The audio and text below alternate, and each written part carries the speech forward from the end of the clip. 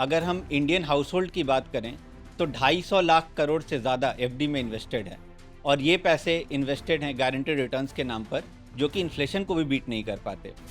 उन्हीं house holds का mutual funds में केवल 30-35 लाख करोड़ के आसपास है। तो अब आप ये देखिए कितना बड़ा अपॉर्चुनिटी है म्यूचुअल फंड डिस्ट्रीब्यूटर्स के लिए। बट एमएफडीज इस अपॉर्चुनिटी को अप्रोच कैसे करें? जो इन्वेस्टर का 30% टैक्स ब्रैकेट है, उसी इन्वेस्टर को यदि वही सेम रिटर्न मिले लेकिन उसका टैक्स केवल 12.5% लगे, तो उससे 1.5-2% रिटर्न तो वहीं पे एक्स्ट्रा कमा लिया। जब हम इन्वेस्टर्स को एफडी से निकाल कर म्यूचुअल फंड में लाते हैं तो हम सिर्फ उनको एक नए प्रोडक्ट में लेकर नहीं आ रहे हैं, बल्कि उनकी जो जनरेशनल बिलीफ है हम उसको भी चेंज करने का ट्राई करते हैं। हम चाहते हैं हमारे पास में बड़ा घर हो, बड़ी गाड़ी हो, हमारे बच्चे बड़ी जगह पढ़ें, रिटायरमेंट हमारा हो तो हम बहुत ही अच्छी लाइफस्टाइल में रहें। ये सब करने के लिए पैसा लगता है। ये एक वो रीज़न है कि जिसकी वजह से लोगों को एफडी से आगे बढ़ के म्यूचुअल फंड्स की तरफ आना ही होगा।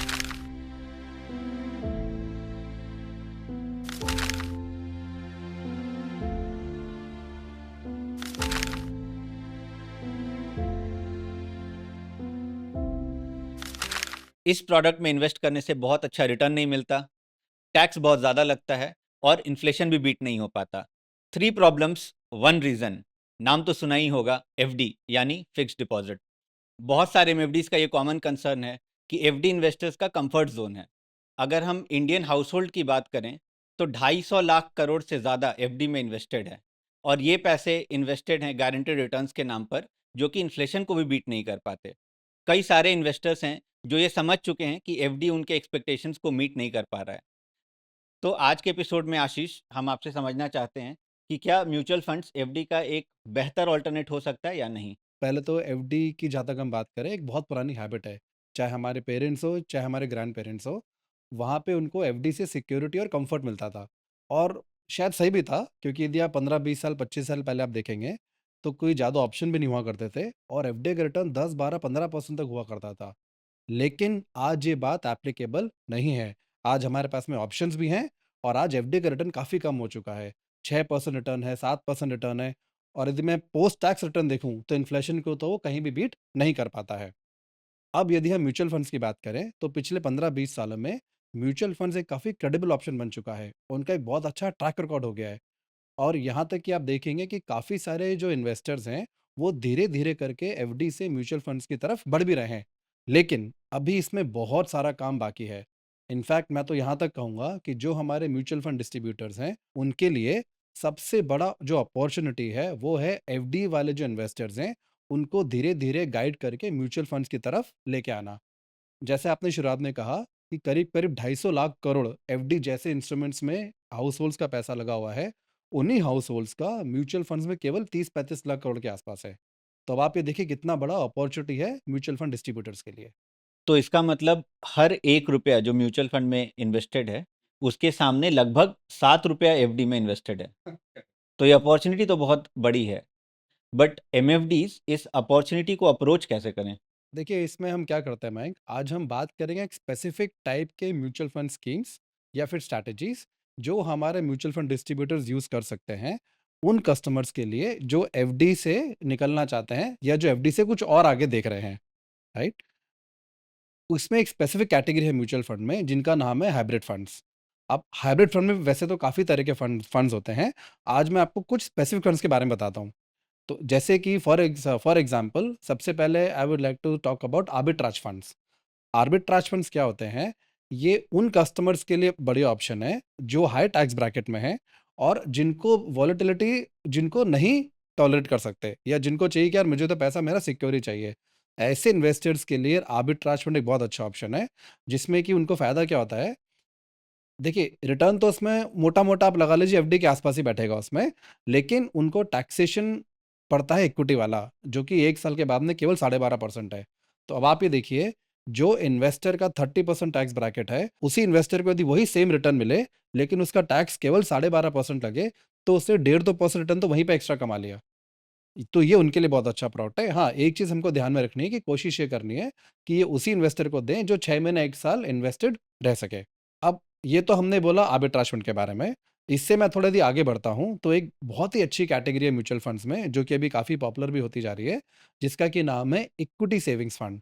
इक्विटी सेविंग्स फंड में क्या होता है, करीब-करीब 25-30% के आसपास इक्विटी में इन्वेस्टमेंट होता है, बाकी थोड़ा आर्बिट्राज में होता है और उसके अलावा डेट में होता है। अब ये उन कस्टमर्स के लिए बहुत अच्छा प्रोडक्ट है, जो थोड़ी-सी वोलेटिलिटी को टॉलरेट कर सकते हैं, जो पैसा 2 साल, 3 साल रख सकते हैं, राइट? उनको आप ये लगा लीजिए मोटा-मोटा पोस्ट टैक्स बेसिस पे एफडी से 2-3% रिटर्न ज़्यादा इसमें मिल सकता है।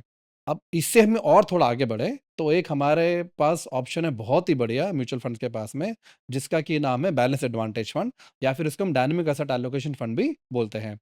ये कैटेगरी आज की डेट में करीब-करीब 5-6 लाख करोड़ की कैटेगरी हो चुकी है, जिसमें काफ़ी उन इन्वेस्टर्स ने इसमें भरोसा दिखाया है, जो अपना पैसा एफडी से निकाल कर म्यूचुअल फंड्स में डालना चाहते हैं।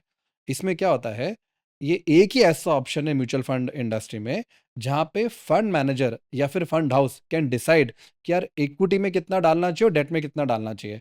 मान लीजिए फंड मैनेजर को लगता है, उनका कोई रूल्स होते हैं, उनका कोई ना कोई मॉडल होता है, जिसके बेसिस पे वो लोग इक्विटी एलोकेशन कम या ज़्यादा करते रहते हैं और हमने रियलाइज़ किया कि काफ़ी सारे जो इन्वेस्टर्स हैं, वो ये चीज़ चाहते हैं। अब ये वो खुद तो कर नहीं सकते, तो ये बेटर है कि वो बैलेंस्ड एडवांटेज फंड या फिर जिसको हम डायनामिक एसेट एलोकेशन फंड भी बोलते हैं, उसके थ्रू कर सकें। यहाँ लेकिन उन्हीं इन्वेस्टर्स के लिए हम ये सजेस्ट कर सकते हैं, जो थोड़ी ज़्यादा वोलेटिलिटी टॉलरेट कर सकते हैं या मैनेज कर सकते हैं और उनका होराइज़न 3 साल, 4 साल जितना मोटा-मोटा होना चाहिए। आप ये लगा लीजिए जो हमारा एक्सपीरियंस है पिछले 15-20 साल का, ये एफडी से 3, 4, 5% तक रिटर्न इसने लोगों को दिया है ज़्यादा on a long term basis. So ये तो हो गई 3 सब कैटेगरीज़ हाइब्रिड फंड्स के अंदर। बट हाइब्रिड फंड्स कैटेगरी के अंदर ही कुछ और सब कैटेगरीज़ हैं, उनको भी कंसीडर किया जा सकता है क्या? हाँ, of course, of course.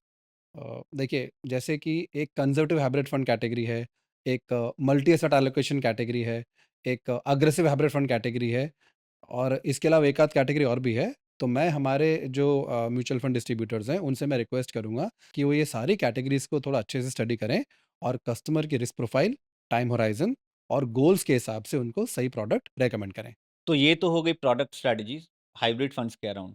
But बहुत सारे इन्वेस्टर्स ऐसे हैं, जिनका रिस्क एपेटाइट थोड़ा ज़्यादा होता है या होराइज़न लंबा होता है। तो ऐसे इन्वेस्टर्स को इक्विटी फंड रिकमेंड कर सकते हैं? देखिए, बिल्कुल कर सकते हैं, लेकिन मैं आपको बताता हूँ प्रैक्टिकली क्या होता है ना, जो हमारा एक्सपीरियंस है, जैसे ही इन्वेस्टर एफडी से इक्विटी में लगाते हैं, कई बार वो रिटर्न देख के लगा लेते हैं, नियर टर्म रिटर्न्स देख के और जैसे ही मार्केट थोड़ा वॉलेटाइल होता है, थोड़ा मार्केट खराब होता है, तो उनका एक्सपीरियंस खराब हो जाता है और वो वापस से इक्विटी से निकाल के एफडी में कहीं और लगा देते हैं। इसीलिए हम लोग ये बोलते हैं कि जब आप किसी इन्वेस्टर को एफडी से आप म्यूचुअल फंड्स में लगवा रहे हैं, तो आप स्टार्ट कीजिए हाइब्रिड फंड से। तो इक्विटी में लगाने में कोई प्रॉब्लम नहीं है, लेकिन इसमें उसी को लगाना चाहिए जिसका होराइज़न काफ़ी लंबा है, 5 साल, 7 साल, 10 साल और जो वॉलेटिलिटी को टॉलरेट करने की पूरी उसमें कैपेबिलिटी होनी चाहिए। हाँ, एक तरीका और है यहाँ पे, एक बहुत ही अच्छा ऑप्शन है म्यूचुअल फंड्स में, जिसको हम बोलते हैं सिस्टमैटिक ट्रांसफर प्लान। उसमें आप क्या कर सकते हैं, प्योर इक्विटी फंड्स में एक साथ लमसम डालने की जगह आप आप लिक्विड फंड में या किसी भी सेफ फंड में पैसा डालिए और वहाँ से हर हफ्ते या हर महीने या फिर कई बार तो ऑप्शन हर दिन का भी है, आप एक फिक्स्ड अमाउंट उस फिक्स्ड इंटरवल में आप ट्रांसफर कर सकते हैं from that safe fund to any of the equity funds. इससे क्या होता है, यदि नियर टर्म में मार्केट गिर भी गया, तो भी इन्वेस्टर का पैसा एवरेज आउट हो जाता है और उनको इतनी तकलीफ नहीं होती। Just to summarise this, equity fund में लगाने में कोई प्रॉब्लम नहीं है, लेकिन होराइज़न लॉन्ग टर्म होना चाहिए, वोलेटिलिटी टॉलरेट करने की कैपेबिलिटी होनी चाहिए और यदि वहाँ थोड़ी कमी है, तो हम एसटीपी भी उसमें कर सकते हैं। अदरवाइज़ हाइब्रिड ऑप्शन तो बहुत अच्छा ऑप्शन है ही। सो आशीष, एक बात बताइए, जब हम इन्वेस्टर्स को एफडी से निकाल कर म्यूचुअल फंड में लाते हैं, तो हम सिर्फ उनको एक नए प्रोडक्ट में लेकर नहीं आ रहे हैं, बल्कि उनकी जो जनरेशनल बिलीफ है, हम उसको भी चेंज करने का ट्राई करते हैं। तो कई सारे इन्वेस्टर्स हमने ऐसे देखे हैं, जो इतने इन्फॉर्मेशन, इतना एडुकेशन देने के बाद भी ऑब्जेक्ट करते हैं और शिफ्ट नहीं करना चाहते। सो हमारे एमएफडीज इन ऑब्जेक्शंस को कैसे हैंडल करें? देखिए बहुत पुरानी हैबिट है, इसमें टाइम लगता है जाने में और ये नेचुरल सी बात है। अब हम इसमें 2 चीज़ें कर सकते हैं। पहला तो ये कि हमको अपने इन्वेस्टर्स को जो अपॉर्चुनिटी लॉस है एफडी में इन्वेस्ट करने का, वो हमको उनको बार-बार समझाते रहना पड़ेगा। फॉर एग्ज़ाम्पल आप ऐसे देखिए, यदि किसी ने एफडी में 10 लाख रुपए लगाए, तो मोटा-मोटा वो 20 साल में यदि हम 5% पोस्ट टैक्स रिटर्न मान के चलते हैं, तो वो बनता है करीब 25-26 लाख रुपए के आसपास। वहीं यदि हमने किसी हाइब्रिड फंड में लगाते और हाइपोथेटिकली अज़्यूम करते हैं कि उसका पोस्ट टैक्स रिटर्न 8% है, तो वो बन जाता है 45-40 लाख रुपए के आसपास। अब आप देखिए डबल का फ़र्क है। तो धीरे-धीरे करके हम जब लोगों को समझाएँगे, तो लोग इसको मानेंगे। दूसरा ये कि हमको कंसिस्टेंटली फॉलो करना है लोगों से ज़्यादा लोगों तक अपनी बात पहुँचानी है। आप ये देखिए मयंक, आज की डेट में जो हमारी जो जनरेशन है या फिर जो आने वाली जनरेशन है, उसमें और जो प्रीवियस जनरेशन थी, उसमें एक बहुत बड़ा डिफरेंस है, वो है एस्पिरेशंस का।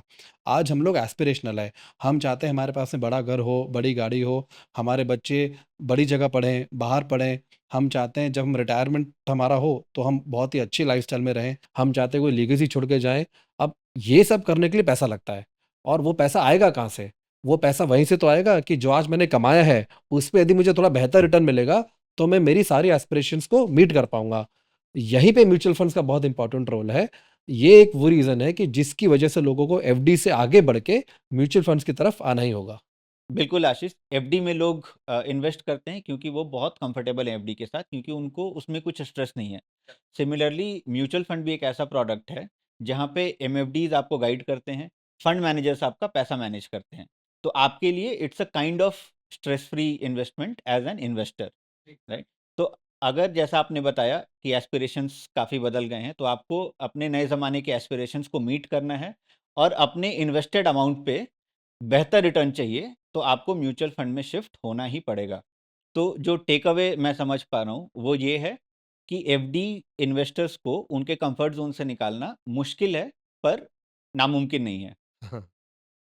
और हमने कई सारे ऐसे एमएफडीज देखे हैं जिन्होंने यही स्ट्रैटेजी को अप्लाई करके अपने बिजनेस को काफ़ी बड़ा किया है, और वो आज के टाइम में एक सक्सेसफुल एमएफडी हैं। Hmm, yes.